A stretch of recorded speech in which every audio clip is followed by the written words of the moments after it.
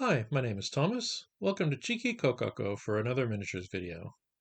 In this episode, I'm looking at the mini which I use for one, or kind of two, of the constructs. The Broom of Animated Attack or the Animated Broom.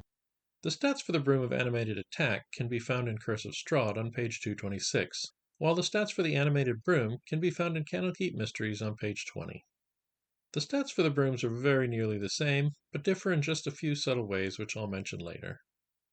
The miniature that I chose for my Broom mini is from Ral Partha, Sentient Broom number WZ101. This unpainted metal miniature fits a base size of small, which is the size that the brooms are supposed to be, so I'm pleased. So let's look at the differences between these brooms. To start, their size, armor class, hit points, speed, ability scores, immunities, passive perception, lack of language, challenge ratings, multi-attack ability, and type of attack are all the same. The first of the differences is that the animated broom has 120 feet of blind sight, while the broom of animated attack only has 30 feet of blind sight, and both are blind beyond that distance. That will be quite a challenge for the broom of animated attack, as it can only see about half as far as it can move each round, which is presumably why that was changed. It would make planning its movement without metagaming impossible. The next change is that the animated broom can be identified as an animated broom if it hasn't moved with a successful perception check, whereas a broom of animated attack cannot be distinguished if it hasn't moved. I'm not sure why they changed that, since it makes no sense that you could tell an unmoving broom from another unmoving broom, but whatever. The third change they made is that the animated broom doesn't provoke opportunity attacks, while the broom of animated attack does.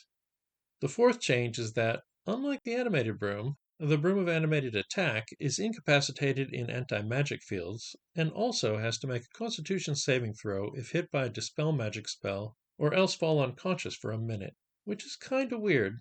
In both cases, it's like it has only kinda lost its magic instead of properly dispelling the magic.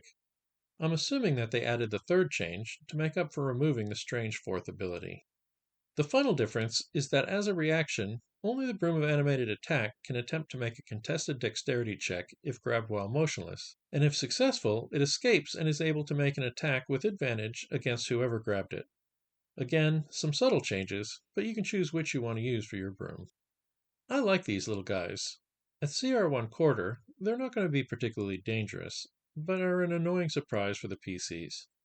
Tie it in with a bunch of other animated furniture, each with their own distinctive stats and attack strategies, and it's a great way to sow chaos in lower level parties. In particular, though, I absolutely love this sculpt from Ral Partha. Its Fantasia themed look is great, and the cartoon face makes me happy. I don't normally want a cartoon look for my Dungeons and Dragons creatures, but for this one it just seems right, for me at least. As usual, for scale, Inchimic 25mm in the Stork is 1 inch tall from the bottom of its base, while the Summer Eladrin Mini will give an idea of the scale of the Broom of Animated Attack next to an average human-sized mini. If you're looking for links to the minis in this video, you'll find them in the description. And that pretty much covers this miniature. If you have miniatures that you either like or dislike for animated brooms in your game, let us know what they are in the comments.